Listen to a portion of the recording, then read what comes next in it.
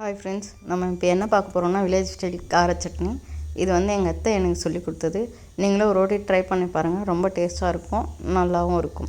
இதில் என்னென்ன போட்டிருக்கோன்னா தக்காளி, வெங்காயம், பூண்டு, அதுக்கப்புறம் வந்து கொஞ்சம் உப்பு, தனியா, புளி, காஞ்ச மிளகா, இவ்வளோ தான் போட்டிருக்கோம். இது எல்லாத்தையும் போட்டு எண்ணெயில் நல்லா வதக்கிட்டு அதுக்கப்புறம் மிக்சியில் அரைச்சி தாளிச்சிட்டிங்களன்னா இந்த கார சட்னி ரெடி ஆகிடும். தனியா போட்டதுனால நல்லா வாசனையாகவும் இருக்கும், டேஸ்ட்டாகவும் இருக்கும். இது ஒரு வாட்டி நீங்கள் வீட்டில் ட்ரை பண்ணி பார்த்துட்டு எப்படி இருக்குன்னு சொல்லுங்கள். தேங்க்யூ.